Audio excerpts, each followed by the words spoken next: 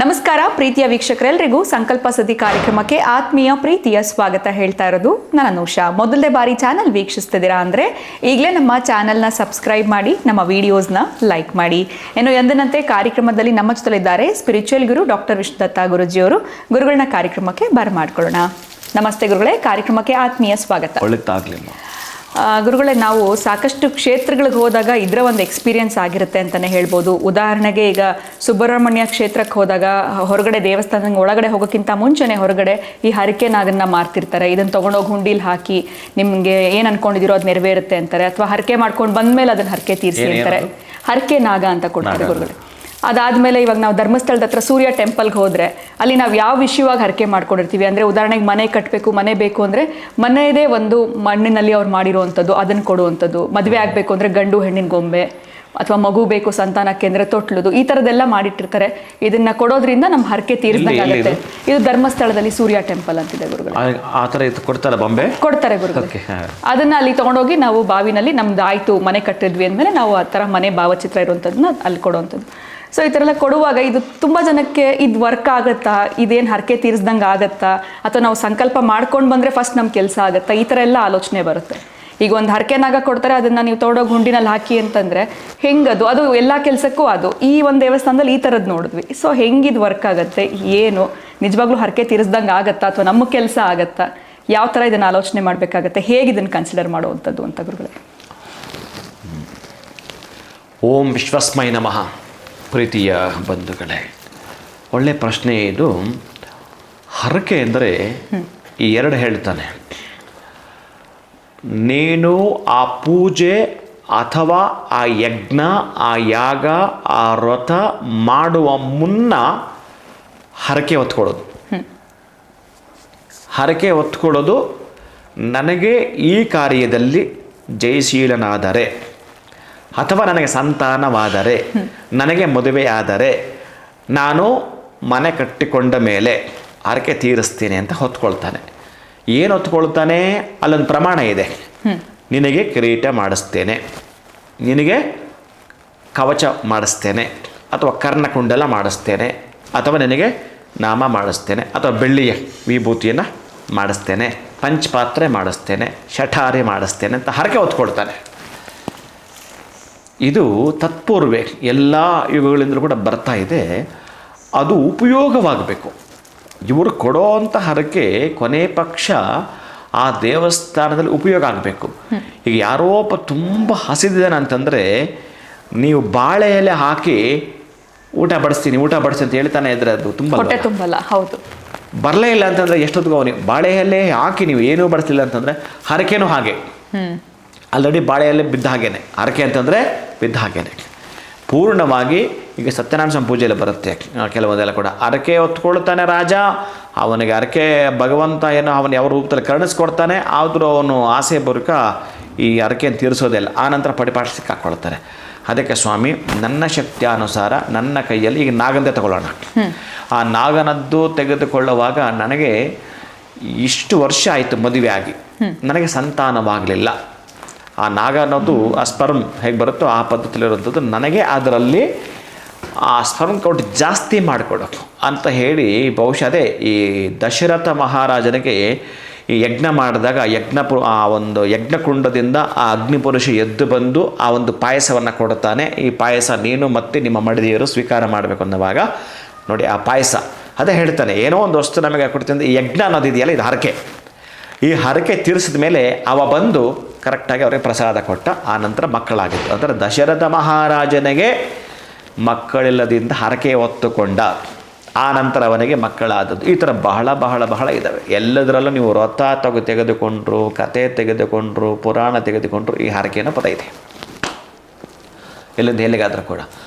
ಆಮೇಲೆ ಇಲ್ಲಿ ಮಾರಾಟ ಮಾಡ್ತಾರಲ್ಲ, ನಾಳೆ ದಿವಸ ನೀವು ಹುಂಡಿಗೆ ಹಾಕಿದರೆ ಸಣ್ಣದೊಂದು ನಾಗ, ನೀವು ಒಂದು 100 ರೂಪಾಯಿ ಕೊಟ್ಟು ಬೆಳ್ಳಿಯ ನಾಗ ತೆಗೆದುಕೊಂಡಿದ್ದೀನಿ ಅಂತಂದರೆ, ಆ ಉಂಡಿ ತೆಗೆದಾಗ ಬಹುಶಃ ಅದರ ಜೊತೆಗೆ ಇನ್ನೂ ಎಷ್ಟು ಜನ ಹಾಕಿರ್ತಾರೋ ಇವೆಲ್ಲ ಸೇರಿ ಒಂದು ಆಭರಣವನ್ನು ಮಾಡ್ತಾರೆ.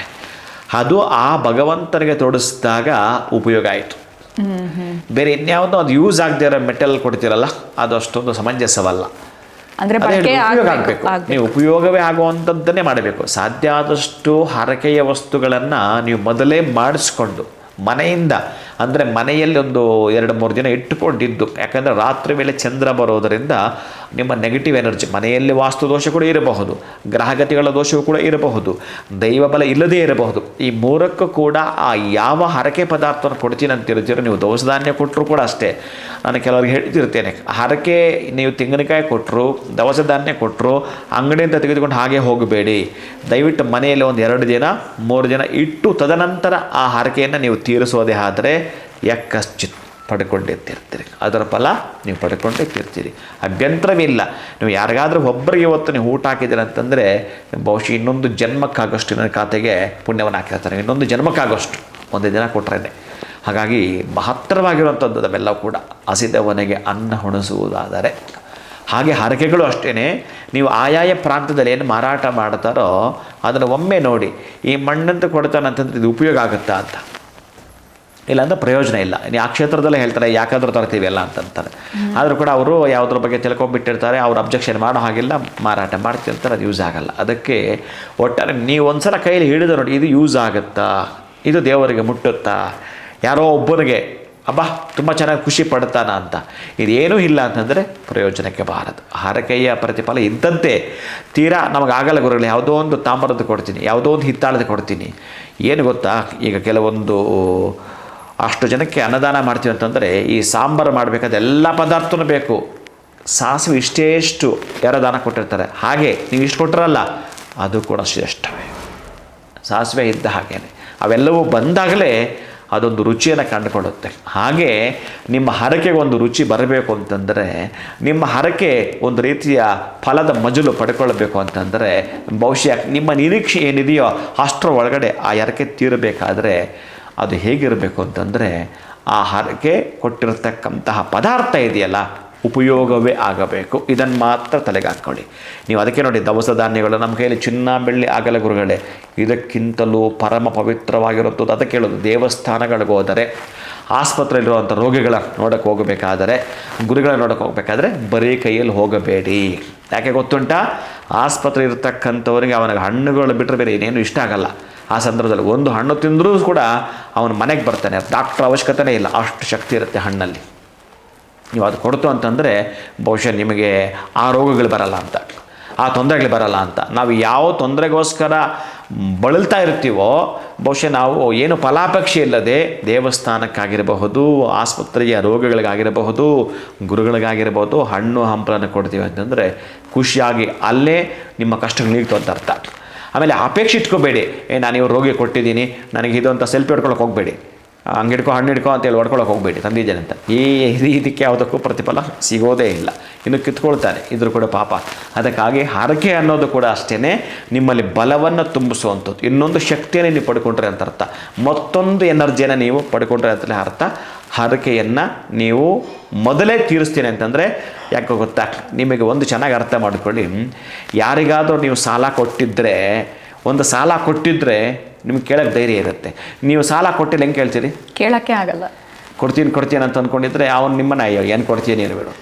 ಈಗ ಶ್ರೀರಾಮದಾಸನಲ್ಲಿ ಆತ ಒಂದು ಹಾಡು ಹೇಳ್ತಾನಲ್ಲ, ಯಾರಪ್ಪನ ಸೊತ್ತು ಅಂತ ನೀನು ಅಂದ್ಕೊಂಡಿದ್ದೀಯ, ನಾನು ಮಾಡಿಸಿದ್ದು ಈ ಒಂದು ಆಭರಣ ನನ್ನನ್ನು ಕಟ್ಟಾಕಿದೆಯಾ, ನಿಮ್ಮ ಮಾವ ಕೊಟ್ಟಿದ್ದಲ್ಲ, ಅಥವಾ ನೀನು ಮಾಡಿಸ್ಕೊಂಡಿದ್ದಲ್ಲ, ನಿಮ್ಮ ತಂದೆ ಮಾಡಿಸ್ಕೊಟ್ಟಿದ್ದಲ್ಲ, ನಾನು ಕಷ್ಟಪಟ್ಟು ಮಾಡಿಸಿದ್ದು, ನನ್ನನ್ನು ಬಂದಿದೀಯಾ ಅಂದರೆ ಇವನು ಮಾಡಿಸಿದ್ದಾನೆ ಆ ಆಭರಣವನ್ನು. ಧೈರ್ಯವಾಗಿ ಕೇಳ್ದ, ಅಲ್ಲ ನಾನು ಇಷ್ಟು ಸೇವೆ ಮಾಡಿದ್ದೀನಿ, ಇಷ್ಟು ಆಭರಣ ಮಾಡಿಸಿದ್ದು, ನಿನಗೇನು ಗೊತ್ತಾಗಲ್ವಾ?